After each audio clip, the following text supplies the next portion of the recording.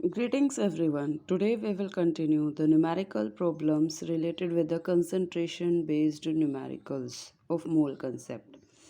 तो बेटा हमने कुछ प्रॉब्लम्स को गूगल मीट पे डिस्कस किया था.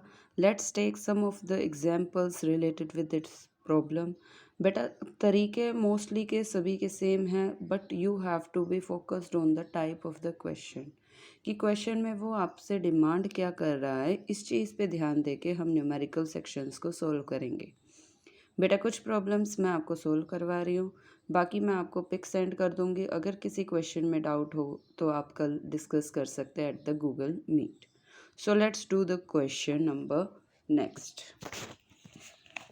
बेटा 32nd क्वेश्चन है बुक में. Let's read the question first. A sample of sodium nitrate यानी NaNO3 weighing 0.38 gram is placed in a 50 ml measuring flask. उसको 50 ml measuring flask में डाला गया है. The flask is then filled with water up to the mark on the neck.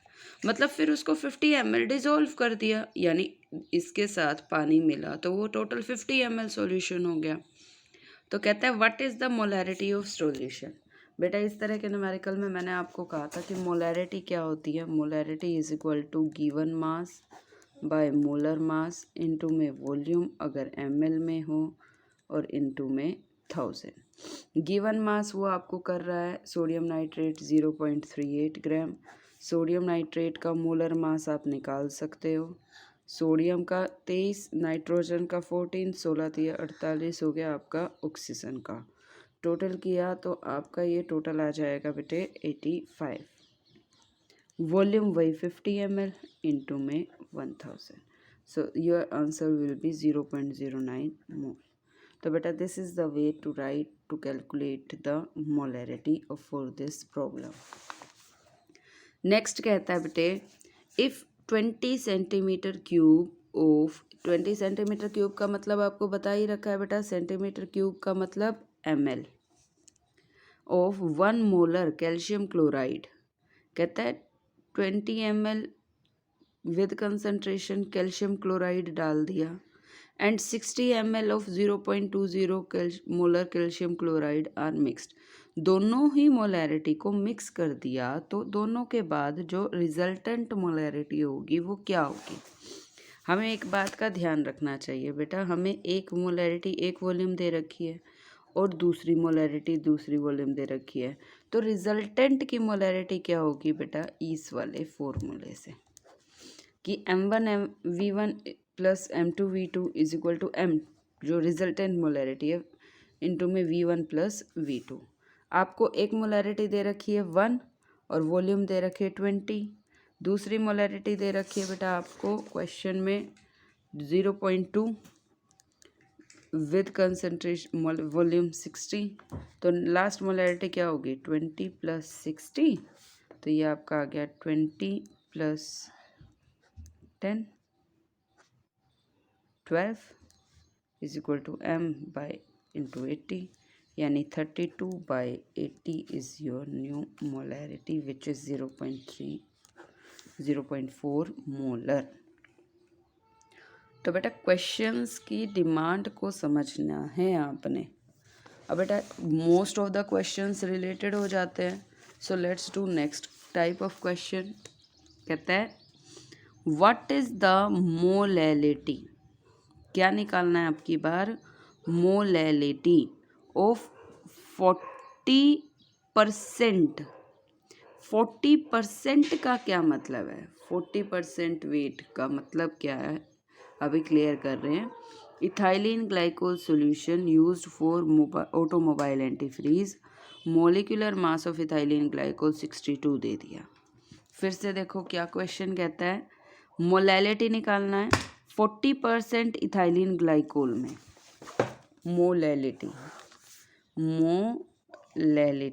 Small m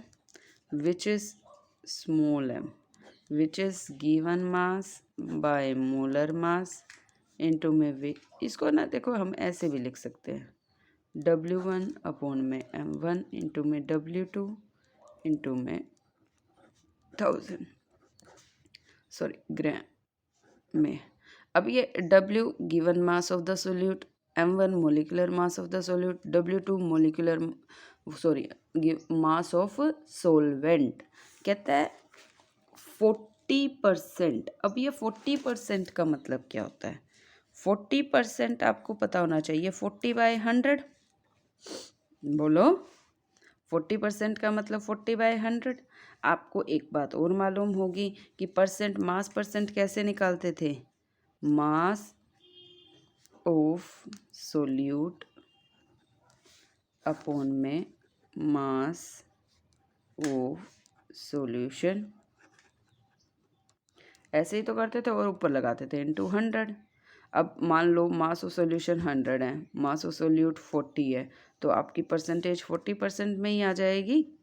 बोलो, अगर मास of solute आप 40 मान लो, mass of solution 100 मान लो, इनटू में 100 करते 100 कैंसिल हो जाता है, तो 40%।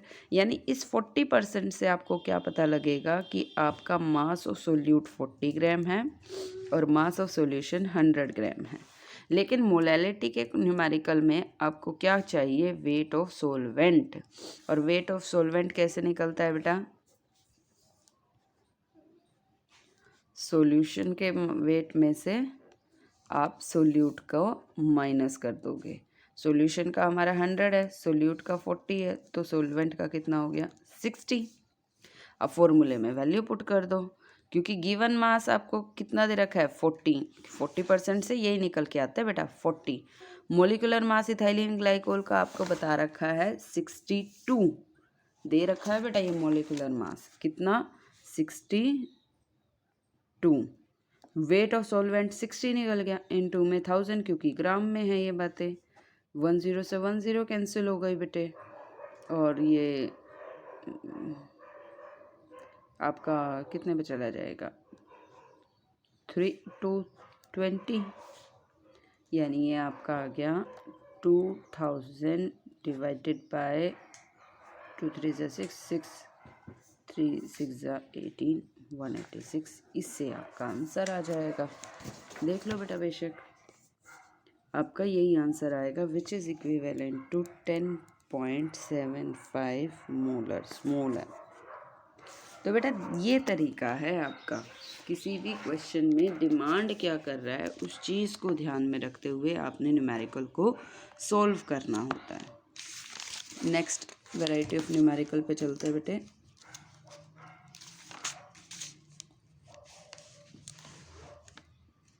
नेक्स्ट टाइप ऑफ न्यूमेरिकल ले लेते हैं, like mole fraction. Mole fraction से रिलेटेड कर लेते हैं।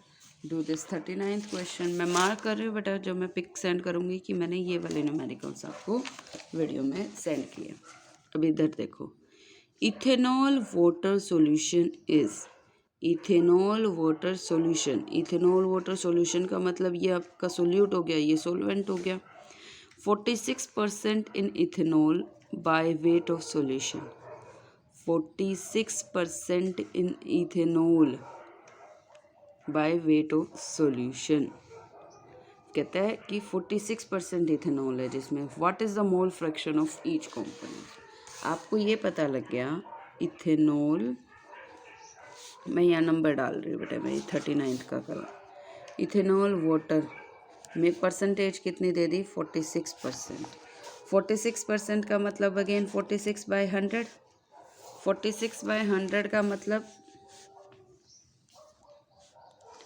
मास ऑफ सोल्यूट 46 हो गया और मास ऑफ सॉल्यूशन 100 हो गया। सॉल्यूशन किससे मिलकर बना है? इथेनॉल प्लस वाटर से। यानी अगर आपका 46 सोल्यूट हो गया तो इथेनॉल का वेट हो गया आपका 46, तो वाटर का वेट कितना हो गया बेटा? 100 माइनस 46।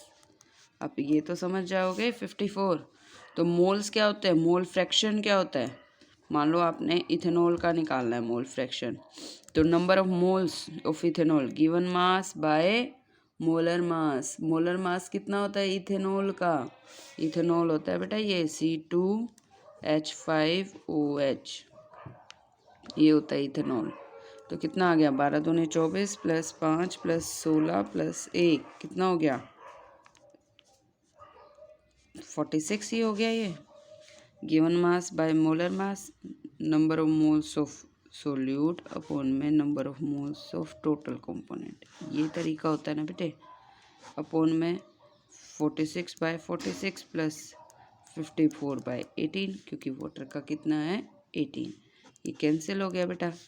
तो और ये 18 दिया 54, यानी 1/1 + 3 1/4 ये आ गया।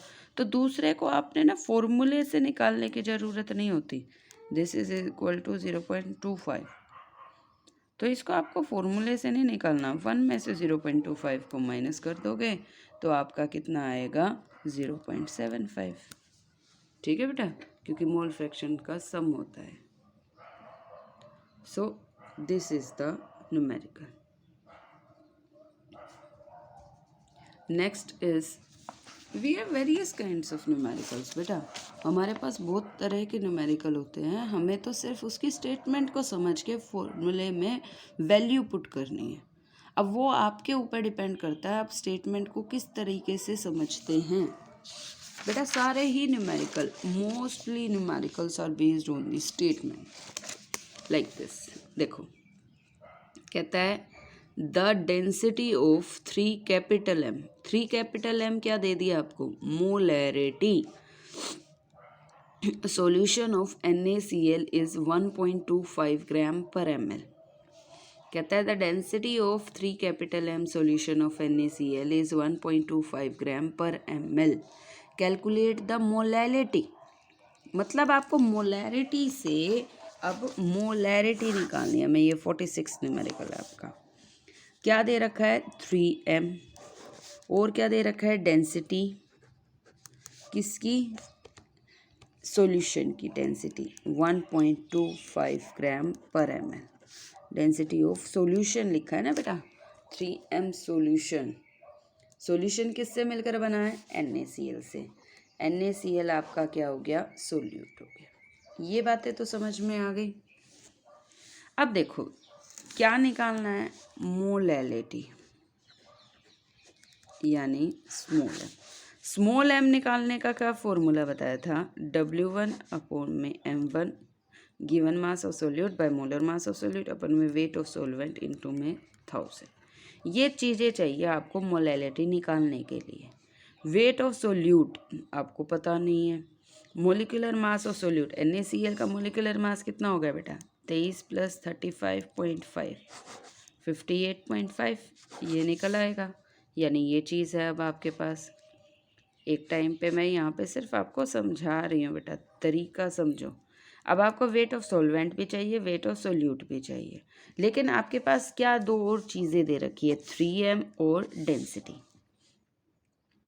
3M, अब आ जाते हैं 3M की अंडरस्टैंडिंग पे कि 3M का मतलब क्या होता है। 3M का मतलब है 3 मोल्स पर लीटर, यानी 1 लीटर। 3 मोल्स डिजोल्ड है 1 लीटर में, यही तो कहता है number of moles dissolved by per litre of solution is the molarity, यानी नंबर ऑफ मोल्स। आप यहाँ से ये आपका 3 आएगा नंबर ऑफ मोल्स, बार बार लिखने की जरूरत नहीं है, लेकिन फिर भी मैं आपको बता देती हूँ, इसमें नंबर ऑफ मोल्स आप निकालोगे तो 3 आएगा। लीटर यानी ये क्या है आपका, वॉल्यूम ऑफ सॉल्यूशन। वॉल्यूम कितना दे दिया सॉल्यूशन का, वॉल्यूम ऑफ सॉल्यूशन आपका है 1000 ml। और आपको डेंसिटी ऑफ सॉल्यूशन दी रखी है। डेंसिटी क्या होती है बेटा, मास बाय वॉल्यूम। डेंसिटी आपकी 1.25 है, मास ऑफ सॉल्यूशन आप निकाल सकते हो, वॉल्यूम आपकी 1000 है, यानी 1250 ग्राम आपका सॉल्यूशन का मास हो गया, वॉल्यूम की बजाय मास हो गया। जैसे हमने ये निकाला था ना, given mass of solute by mass of solution, तो ये मास हमारा डेंसिटी से निकल के आ गया। जब मास हमारा डेंसिटी से निकल के आ गया सॉल्यूशन का, तो मास ऑफ क्या चाहिए, सोलवेंट। क्या चाहिए बेटा, मास ऑफ सोलवेंट। तो इसको मैं आगे कंटिन्यू कर रही हूँ। क्या चाहिए बेटा आपको, mass of solvent. Mass of solvent क्या आएगा बेटा, सॉल्यूशन का मास माइनस सोल्यूट का मास। सॉल्यूशन का मास हमारा 1250 निकल के आ गया। सोल्यूट का मास कैसे निकालेंगे, 3 मोल्स है ना हमारे पास। 3 मोल्स का मतलब given mass by molar mass. 3 is equal to given mass हमने निकालना है। 58.5 हमारा मोलर मास निकल गया था, तो ये आपका आ गया 3 मल्टीप्लाई बाय 58.5, गिवन मास आ जाएगा। कितना हो गया ये 35 175 175.5, ये आ गया 104.5।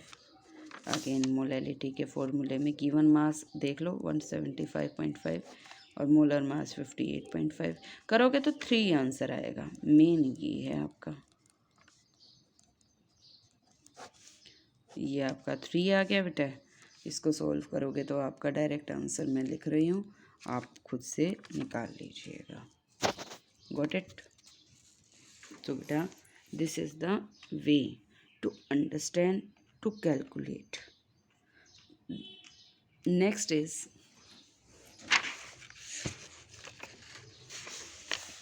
ये क्वेश्चन आप खुद कर लीजिएगा, मैं अब इसको आपको समझा रही हूँ। द डेंसिटी ऑफ 3 मोलल, अब मोलैरिटी की जगह मोलल दे दिया, ये इसकी डेंसिटी। अब मोलैरिटी निकालनी है, मीन्स उल्टा निकालना है। मोलैरिटी में आपको वॉल्यूम चाहिए, इस 3 मोलल से आपका क्या आएगा, वेट ऑफ सोलवेंट आएगा 1000 ग्राम। सोलवेंट में सोल्यूट ऐड कर दो, सोलवेंट में सोल्यूट का वेट ऐड कर दो 3 मोल्स के अकॉर्डिंग। तो सोलवेंट में सोल्यूट का वेट ऐड कर दिया, सोल्यूशन का मास आ गया। सॉल्यूशन के मास का डेंसिटी में फॉर्मूला पुट कर दो तो आपका वॉल्यूम आ जाएगा। क्लियर है। अब जो रिक्वायर्ड है उसके अकॉर्डिंग हमने चलना है। नेक्स्ट कहता है, अब इसमें देख लो आप, 4 ग्राम NaOH is contained in 1 decilitre of solution. बेटा डेसीलीटर, लीटर का फॉर्म है ये, 1 लीटर की बजाय अब वो आपको क्या बोल रहा है बेटे, डेसी लीटर। डेसी कितना होता है बेटे, बताइए, पता है आपको? डेसी का मतलब होता है आपका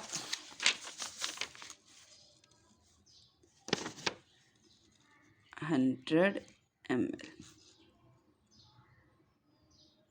कितना होता है 1 लीटर, 1 डेसीलीटर।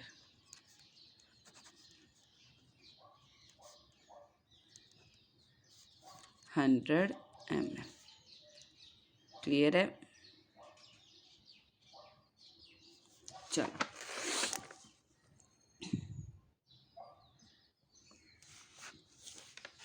क्या कहता है, 4 ग्राम गिवन मास हो गया, NaOH से हमारा मोलर मास आ जाएगा, वॉल्यूम हमें दे रखी है तो मोलैरिटी निकाल सकते हो। मोलैरिटी क्या होती है बेटा, given mass by molar mass into में वॉल्यूम। अब ये वॉल्यूम को ऐसे पुट कर रहा है तो डोंट वरी, हमारा फॉर्मूला यही है, given mass by molar mass into में वॉल्यूम इनटू में 1000। Given mass 4, molar mass 40, volume मैंने 100 ml बताई अभी आपको, इनटू में 1000। करो, 2 से 2 कट गया बेटा, 10 से 1 कट गया, 4 से 4 कट गया, यानी 1 molar. Mole fraction of NaOH यानी number of moles of NaOH upon में number of moles of solution. Number of moles, हम देखो डेंसिटी ऑफ NaOH दे रखी है सॉल्यूशन की, तो वॉल्यूम हमारी पता है, वॉल्यूम पता है तो हम मास ऑफ सॉल्यूशन निकाल सकते हैं। मास ऑफ सॉल्यूशन में मास ऑफ वाटर निकल जाएगा, मास ऑफ वाटर निकलते ही आपका क्या आएगा, number of moles of water. यानी मोल फ्रैक्शन के लिए NaOH में number of moles of NaOH upon में number of moles of solution, total आ जाएगा। मोलैलिटी में हमें क्या चाहिए, वेट ऑफ सॉल्वेंट, बस ये वैल्यू पुट करनी है बेटा। Do the type of numerical, do the variety. जब आप सेल्फ प्रैक्टिस करेंगे तब जाके आपके न्यूमेरिकल प्रॉब्लम्स हैंडल होंगी। और ये नंबर्स को देख के मत डरना कि बहुत सारी न्यूमेरिकल प्रॉब्लम्स है इसलिए हमें प्रॉब्लम आएगी या दिक्कत लगेगी, ऐसा कुछ नहीं है. You have to be just focused on the type and demand. जैसे आपका एक ये न्यूमेरिकल है, a solution of 25% water, 25% ethanol and 50% acetic acid by mass. तीन चीज़ें दे रखी है, तीनों को मिला के देखो 25, 25, 50, 100 तो ऑटोमेटिकली हो गया. 25/100 यानी वेट ऑफ एसिटिक वाटर 25 है तो 100 सॉल्यूशन का है. 25 इथेनॉल है तो 100 सॉल्यूशन का है. 50 एसिटिक एसिड है तो 100 सॉल्यूशन है. तो तीनों चीज़ें मिला दी. अब कहता है मोल फ्रैक्शन निकालो. टोटल वेट हमारा 100 हो गया तो वाटर का 25, इथेनॉल का 25 और वो उसका एसिटिक एसिड का 50. तो गिवन मास बाय मोलर मास हमारे नंबर ऑफ मोल्स आते हैं, यानी 25/18, 25/46 और एसिटिक एसिड का फॉर्मूला ये होता है तो 50/60 नंबर ऑफ मोल्स आ गए. तो किसके निकालने हैं? ईच कंपोनेंट, ईच में एक का निकाल लो, बाय टोटल से डिवाइड कर दो, फिर दूसरे का निकाल लो, फिर टोटल से डिवाइड कर दो. तीसरे का निकालने के लिए कैलकुलेशन ना करके 1 में से दोनों का माइनस कर दोगे तो आपका तीसरे का मोल फ्रैक्शन आ जाएगा. सो डू एंड की प्रैक्टिसिंग. बेटा जिन न्यूमेरिकल्स को करवा रही हूँ कॉपी में नोट डाउन कर लीजिएगा, और जो करना चाहते हैं वो और भी कर सकते हैं. Thank you so much.